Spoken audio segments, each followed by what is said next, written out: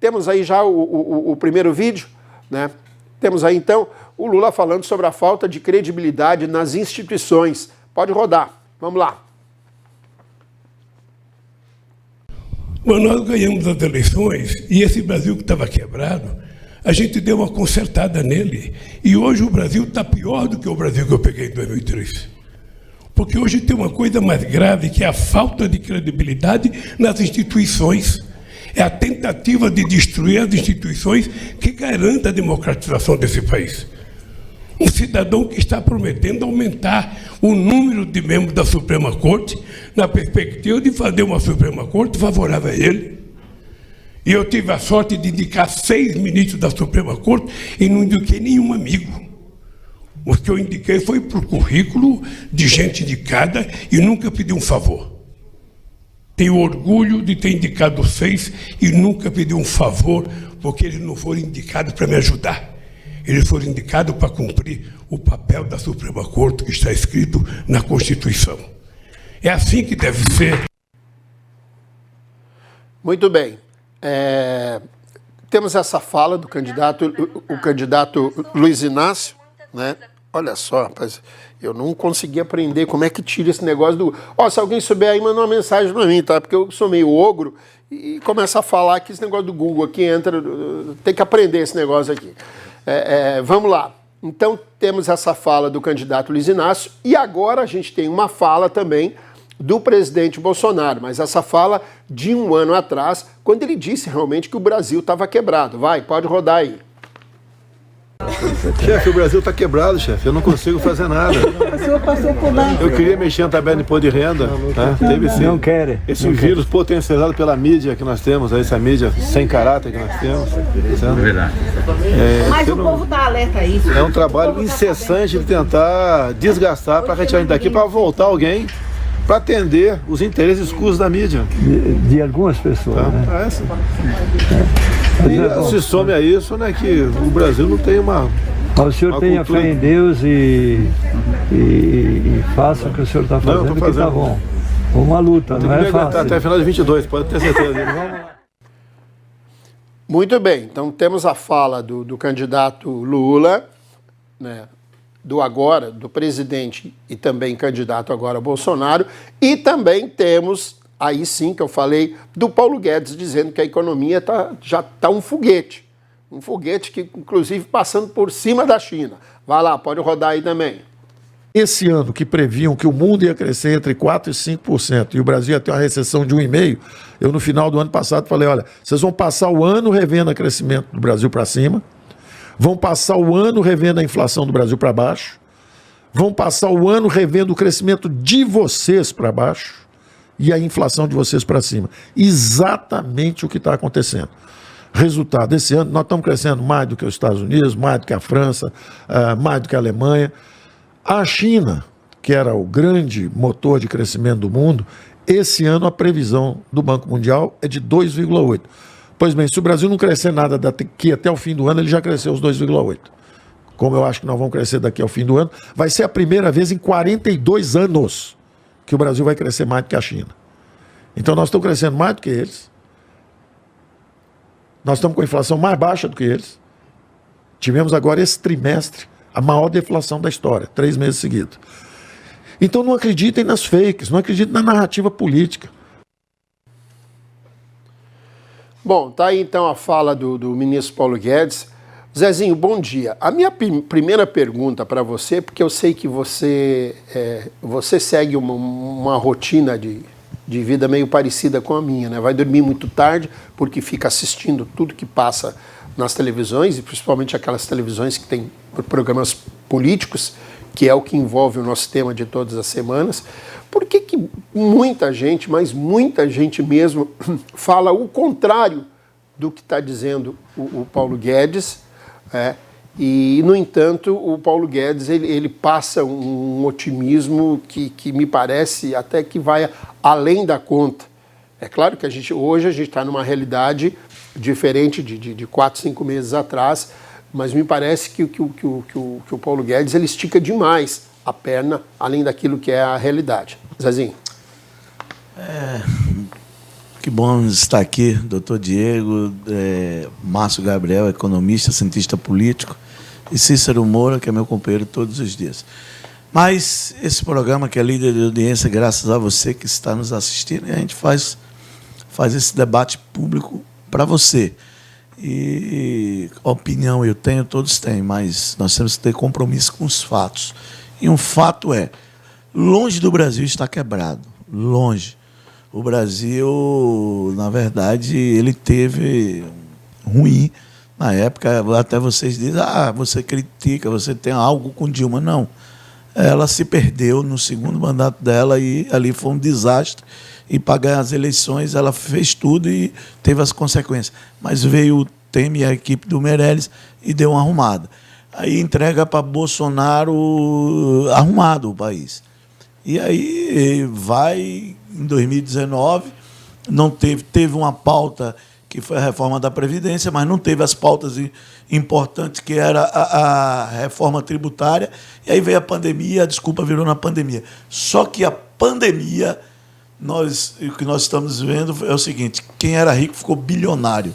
O Brasil nunca se arrecadou tanto em 27 anos como se arrecadou no ano de 2021. Então, é um país forte, é um país que tem um agro forte, é um país que vem crescendo, realmente. Agora, Paulo Guedes, que lá atrás, não estou declarando voto nessa eleição, não posso declarar, porque jornalista não pode ser militante e nem tendencioso. Jornalista tem que fazer um comentário com ordem e decência, com imparcialidade, porque o telespectador aí, ele vê o viés de cada um. Mas não estou aqui declarando voto. Eu votei em Bolsonaro na eleição passada, isso eu posso falar, que foi há 4 anos atrás, por conta que Paulo Guedes me encantou.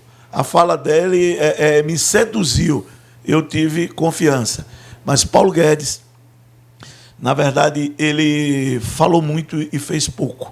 Tanto é, ele não foi um quesito dessa disputa e dessa polarização que está aí. Mas ele poderia avançar em muitas pautas e hoje o presidente Bolsonaro está até na frente do ex-presidente Lula, e coisa que ele não avançou. Pauta do combustível, ele não teve uma política de preço. Acertaram esse ano, mas jogando a conta para os estados, que foi aquele congelamento do ICMS de 17%, que o Congresso, junto com a equipe econômica, até avançou. Mas não foi uma coisa que Paulo Guedes trabalhou junto com o Congresso, foi meio que acertaram. Tudo bem que tem uma equipe econômica que mandou e discutiu com o Congresso, mas faltou muitas pautas ser avançadas. É que o país, a máquina é muito forte, mas as políticas podem contribuir com o crescimento do Brasil. Mas longe de Paulo Guedes falar que o Brasil vem crescendo mais do que a China, do que os Estados Unidos. É que o posto Ipiranga, ele tem aí ele tem umas bravatas aí e acaba, e pessoas apoiadoras do Bolsonaro acreditam que ele é o melhor ministro. Mas, pelo amor de Deus, ele me enganou há 4 anos atrás. Então, o que eu espero... Aí Lula vem dizendo que pegou o país quebrado. Fernando Henrique entregou o país arrumado, longe. Teve 6 anos do Lula, que foi bom. E 2 anos teve a Marola e teve também aí botou para ganhar e ganhou com a Dilma, e aí nós sabemos. Então, o que nós precisamos dos 2 candidatos é passar segurança para o Brasil. Quais são as pautas que eles têm para 2023? Quais são as pautas de reformas? O que é projeto de povo e de nação? Dar segurança para a nação. Agora, essa coisa de bravata, de dizer... A gente pegou uma fala de um ano, a fala de Bolsonaro infeliz, dizer que o Brasil está quebrado. Longe. O Brasil quebrou nem quebrou mesmo assim, quando a inflação, quando era 80%. Então, o que nós queremos desses dois, dessa polarização, dessa briga, dessa rivalidade, dessa divisão do povo brasileiro, é união do povo brasileiro e uma pauta definida para o Brasil, que nós tanto precisamos, mas o Brasil está avançando. Tenho certeza que em 2023 precisamos melhorar na economia, porque não tem economia, não tem inflação que se sustente com a gasolina indo para 7, 8, até R$11 em alguns estados. É isso que nós precisamos, segurança jurídica e segurança nas propostas que cada um tem para o Brasil. O Brasil quase quebrou, Zezinho, no governo do teu amigo José Sarney, que você era fã. Né? Lembra lá? Mas a inflação, a inflação. 80, né? Que você ganhava dinheiro que nem água com seus eventos, e o Sarney com juros. Não era do meu tempo, não. E você feliz da vida.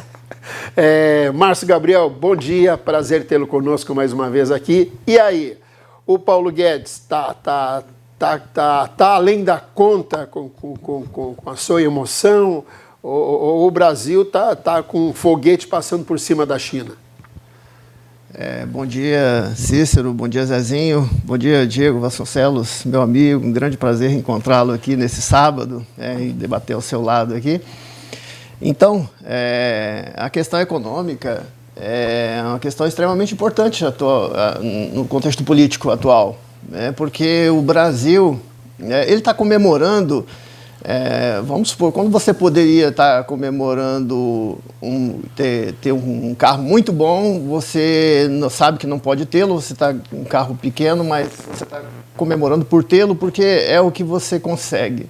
E o Paulo Guedes está comemorando um crescimento, talvez esse ano, de 2,8% do PIB, né, que é o número que estão estimando, e em contraponto a outros países que não vão crescer isso, não vão crescer nem metade desse número. Então, ele está comemorando um número baixo, mas um número maior do que os outros, né? E esse fator está fazendo com que a população até tenha, né, esse sentimento de que a economia vai bem. Isso tem favorecido, né, politicamente, né, o candidato, o presidente atual. Nós tivemos, né, não podemos esquecer que tivemos uma pandemia, uma retração econômica muito forte, e quando passada a pandemia, com a vacinação em massa, com todas essas, né, medidas sanitárias que foram muito discutidas, mas que foram importantes, a economia começou a crescer. E devido ao cenário internacional da quebra das cadeias produtivas globais e até dentro do Brasil mesmo, você teve um cenário inflacionário, quer dizer, quando todo mundo deixa de consumir, o mundo retrai e depois todo mundo volta a consumir de uma vez, então tem um cenário inflacionário. O Brasil, a gente tem que admitir que o pessoal do Banco Central ainda tem uma autonomia em relação à política, e o Banco Central foi firme e preciso na hora de aumentar os juros. Aumentar os juros não é muito bom, mas o Brasil já tem uma experiência com um cenário inflacionário, e isso fez com que o Brasil fosse mais ágil na política de aumentar os juros para conter a inflação. O resultado disso é que agora, nos últimos trimestres recente, você tem um cenário de pequena deflação. Deflação não era para ser comemorada porque ela é tão ruim quanto a inflação, talvez até pior. Mas, nesse caso, como a gente tinha um cenário inflacionário muito alto, a deflação acaba equilibrando. Então, nós estamos com uma inflação acumulada aí em torno de 8%. Estamos com uma taxa de juros em torno de 13%, quer dizer, uma taxa de juros real, né, bastante elevada. E o Brasil agora está confortável para começar a reduzir a taxa de juros e manter um crescimento da economia mínimo, enquanto a Europa e os Estados Unidos estão penando porque eles não têm mais a tradição de combate à inflação, então ficaram com muito receio de aumentar a taxa de juros e agora estão vendo que a inflação está sem controle e vão precisar aumentar a taxa de juros. Só para complementar, Márcio, se você me permite aí 15 segundos, o governo comemorou isso, né? Essa semana até eu vi uma reportagem sobre isso, do governo comemorando pelo 3º mês consecutivo a dita cuja deflação, né? Deflação. Deflação é ruim porque deflação é uma queda generalizada de preços, então todo mundo começa a perder. Mas no caso atual, como é uma pequena deflação num cenário que nós estamos saindo de alta inflação, acaba sendo um bom negócio e um negócio a ser comemorado. E isso é decorrente da baixa dos preços do combustível, que a cadeia do combustível ela impacta em outras cadeias, então reduz o custo e aí tem um cenário de deflação, pequenas deflações, apesar que muitos itens ainda você vai no mercado, ele cresce, que é a sazonalidade. Os produtos da cesta básica, por exemplo, tem sazonalidade. E a questão de você ter as commodities brasileiras com muito valor no exterior. Então, como as commodities, né, os produtos primários brasileiros do agronegócio estarem sendo exportados... Está embaixo agora, começou a ficar embaixo. Por isso que está tendo também a deflação, está contribuindo. Pois é, mas isso ainda, Zezinho, garante um pouco de crescimento. Né? Isso ainda garante um pouco de crescimento, porque nós não temos uma linha industrial muito alta, então as commodities ainda continuam segurando um pouco de crescimento, que é 2,8, talvez 2,5, 2,8, e que o Guedes está comemorando com muita força, comemorando porque poderia ser pior. Né? O governo, enfim, não dá para dizer que não há uma tentativa de recuperar a economia, de segurar, enfim, a gente vê aí pela a questão dos combustíveis, que eu acho que é o grande carro-chefe, né, do governo Bolsonaro aí, no sentido de justificar, digamos assim, que a economia está voltando, vai ficar melhor. Vamos lá. Doutor Diego Vasconcelos, bom dia, seja bem-vindo ao nosso programa. O Diego, um grande amigo pessoal e de uma sabedoria no direito aí, de ponta, principalmente no direito político. Satisfação tê-lo conosco aqui no programa. E aí, essa situação econômica citada pelo ministro Paulo Guedes, será que a gente pode aí olhar um horizonte melhor lá na frente para a nossa economia? Bom dia, meu amigo Cícero Moura, bom dia, Zezinho, bom dia, Márcio Rogério Gabriel, grande amigo de muitos anos aqui, que eu tive a oportunidade de rever hoje no programa.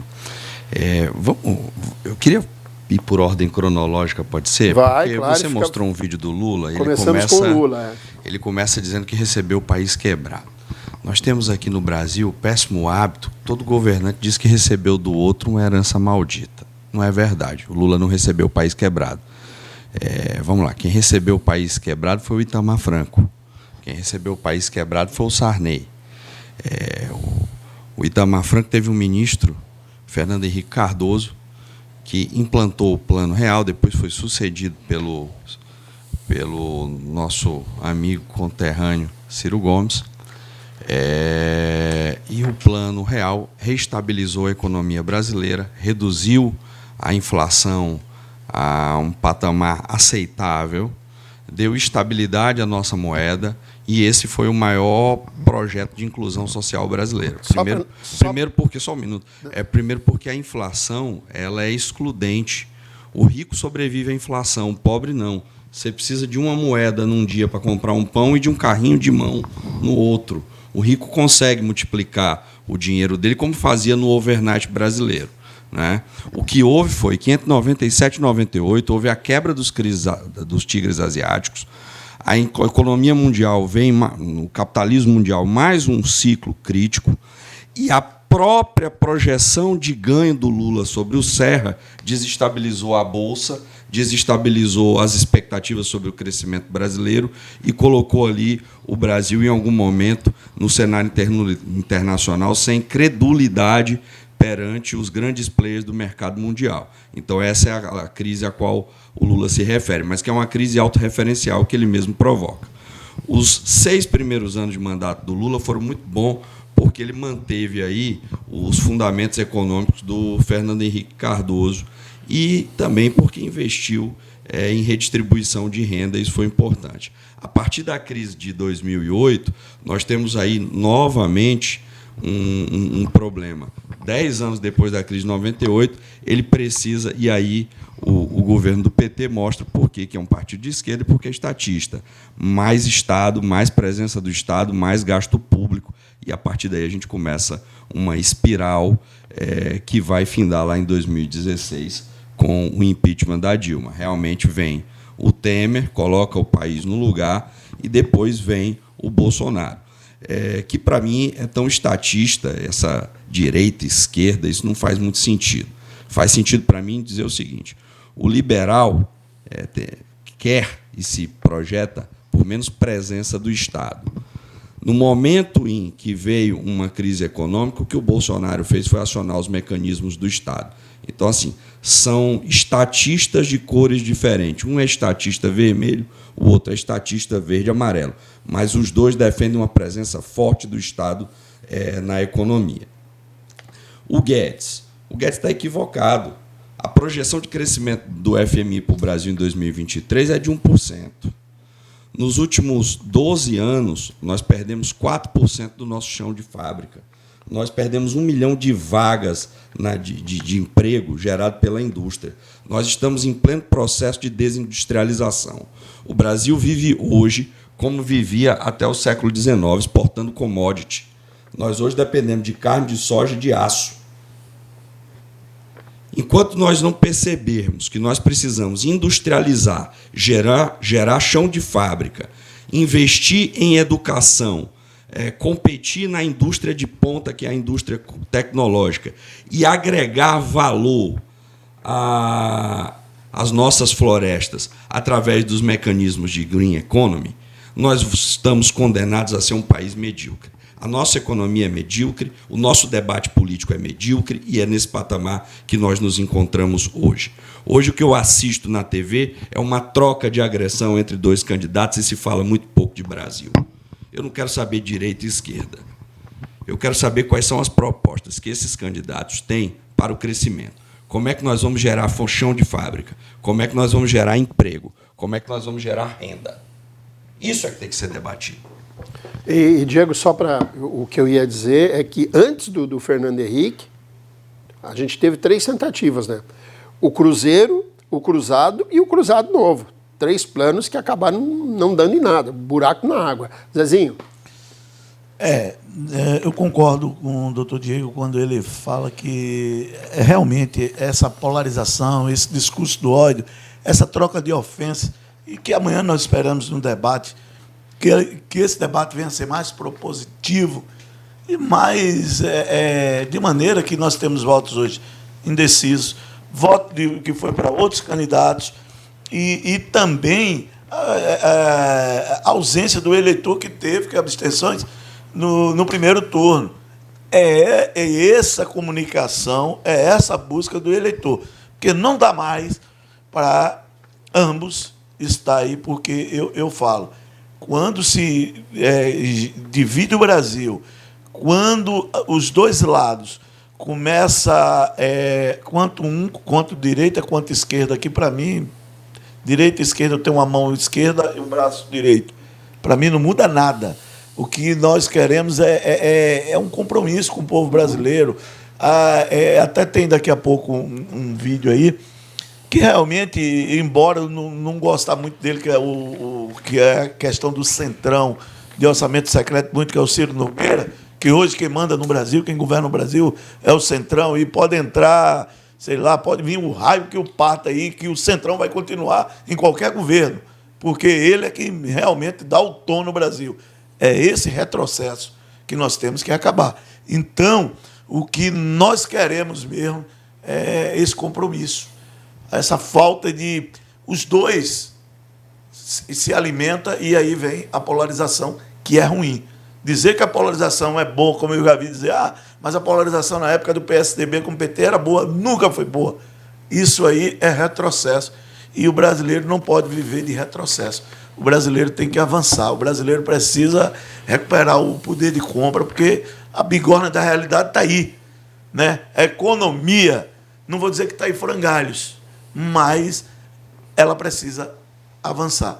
E tem pautas que Márcio está aqui, como economista, tem que ver pautas importantes, que é essa do combustível, essa para mim, e a saúde, são 2 pautas muito importantes, porque não dá uma fila do SUS, uma fila de regulação, não arrumar não vi ninguém, desde Fernando Henrique, um compromisso com a saúde do povo brasileiro.